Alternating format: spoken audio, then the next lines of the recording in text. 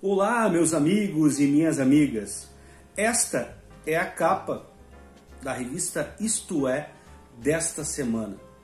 E aquilo que você viu lá no thumbnail, na capa do meu vídeo, está no editorial, que é esta imagem aqui.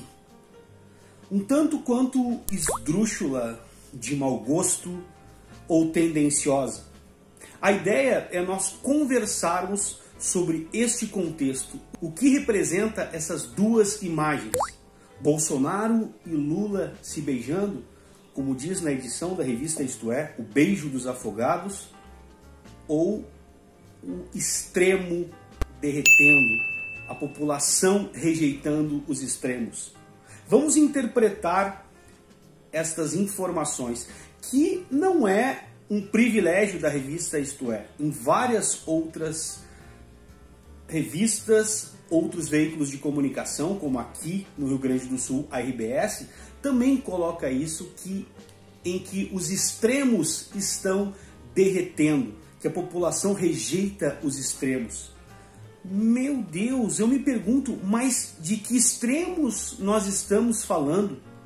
Vamos chamar Bolsonaro de extremo? Sim, é a extrema direita, o negacionismo, a radicalização, a antidemocracia, alguém que defende o regime militar, alguém que defende torturador, que nega o racismo, que nega a ciência. Isso é o extremo, a extrema direita, a nossa extrema direita brasileira.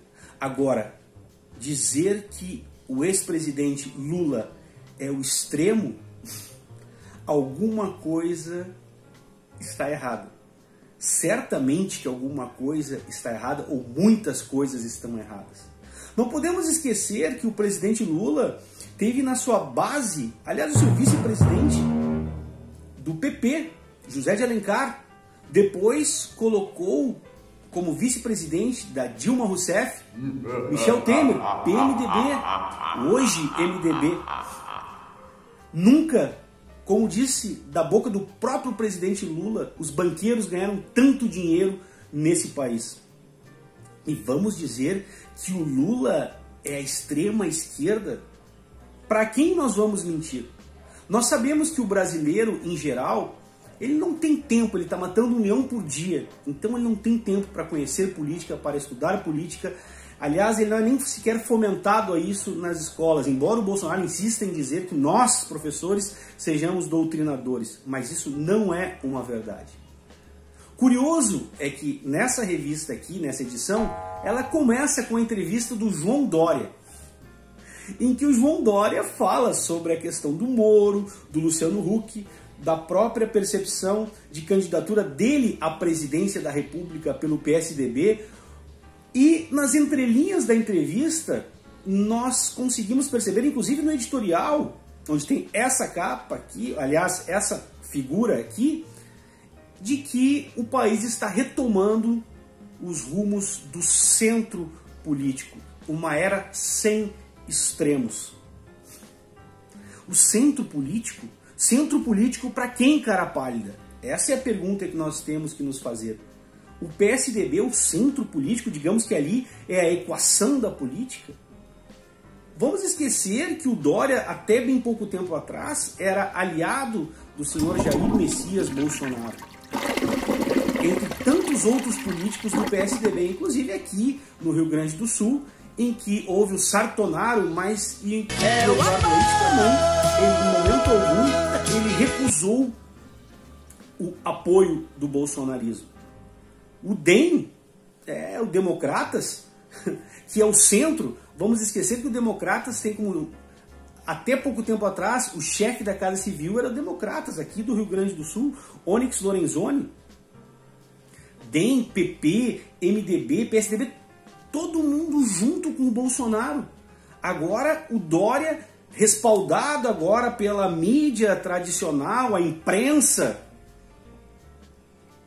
diz que o centro vai voltar. Cara, é uma hipocrisia sem tamanho dos nossos veículos de comunicação, que sempre estiveram na mão de meia dúzia. E mais do que isso, querem associar a figura do ex-presidente Lula, o lulopetismo, à esquerda. Como se a esquerda fosse uma coisa só. Como se não existisse o PCdoB, o PCB, o PSOL, o PSTU, o PCO, o PDT. A esquerda é o Lula e o PT, é isso? Esta é a ideia desta matéria e essa é a construção que se quer fazer visando 2022. Para que na cabeça dos brasileiros nós possamos voltar a equalizar sem extremos. Sem extremos. É tudo da mesma laia, tudo da mesma panela da direita. O Bolsonaro é algo que fugiu ao controle. A desconstrução do PT, apesar dos erros do PT, é importantíssimo falarmos dos erros do PT. Este que vos fala não é petista. É muito claro isso para quem me conhece, para quem me segue. Né? As políticas de perpetuação no poder, do personalismo, a falta de leitura dos erros, a corrupção dentro do partido. Mas tudo isso que o PT fez, PSDB do Fernando Henrique Cardoso, PP, Democratas, todo mundo, PMDB, todo mundo já fez essas sacanagens. E aí coloca o PT como o partido mais corrupto e de que o Brasil vai voltar à normalidade.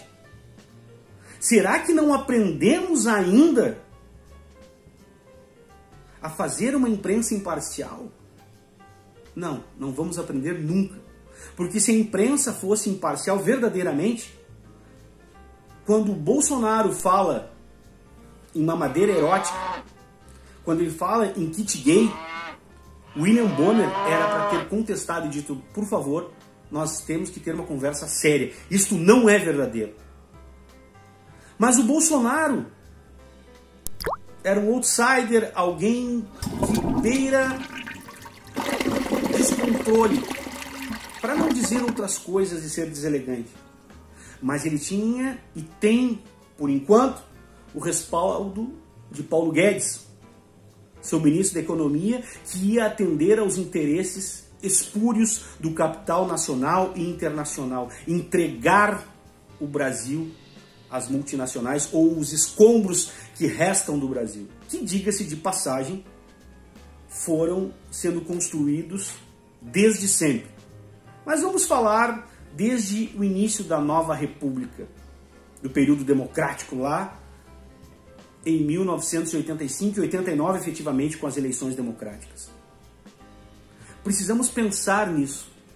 Querem deslegitimar a esquerda, chamar a esquerda de radical, de que ela não tem um projeto viável ao desenvolvimento de uma economia sustentável dentro de um capitalismo ponderado, equilibrado. Querem associar, como associaram a figura de Manuela Dávila, ao stalinismo, a uma construção de uma União Soviética.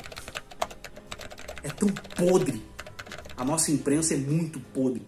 Seguidamente eu ouço, ai que chato o politicamente correto.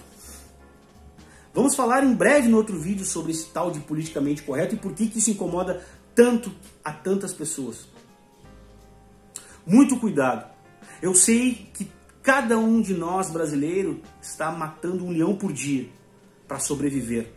A taxa de desemprego é altíssima, o salário não compra mais nada, mas precisamos ficar atentos ao cenário político nacional e ao que nos dizem.